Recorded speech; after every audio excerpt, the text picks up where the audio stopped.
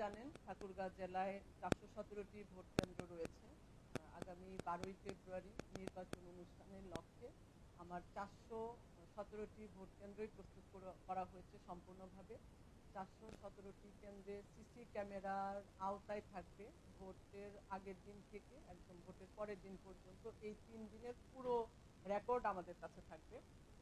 আমাদের এই জেলায় 3টি আসন রয়েছে, সেখানে জুডিশিয়াল ম্যাজিস্ট্রেট 9 জন দায়িত্ব পালন করবেন, এক্সিকিউটিভ ম্যাজিস্ট্রেট 22 জন দায়িত্ব পালন করবেন, পুলিশের ফোর্স আছে 1250 জন, সেটা স্ট্রাইকিং ফোর্স, মোবাইল টিম, এভাবে তারা কাজ করবে।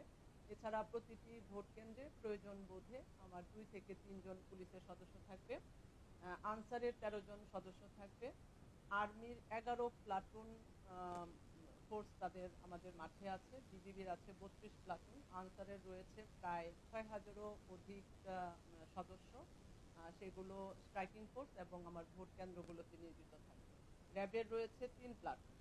সবকিছু মিলে আমাদের প্রস্তুতি অত্যন্ত ভালো।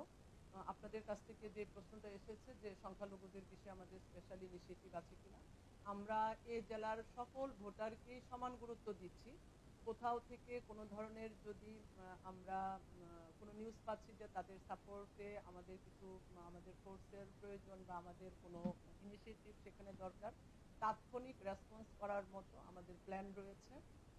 এছাড়া ওভারঅল সকল ভোটারের জন্য নিরাপত্তা ব্যবস্থা সহ আমার ভোট কেন্দ্রের নিরাপত্তা ব্যবস্থা সহ আইন শৃঙ্খলা বাহিনীর যত বাহিনীগুলো আমাদের এই জেলায় ডেপ্লয়েড আছে তাদেরকে নিয়ে প্রতিদিনই আমাদের কোর কমিটির মিটিং হচ্ছে এবং টাইম টু টাইম আমাদের প্ল্যানগুলো কতটা কার্যকরভাবে আমরা ওই দিন আমার এই টিমগুলো কাজ করে সেটার বিভিন্ন ডেমনস্ট্রেশন চলছে।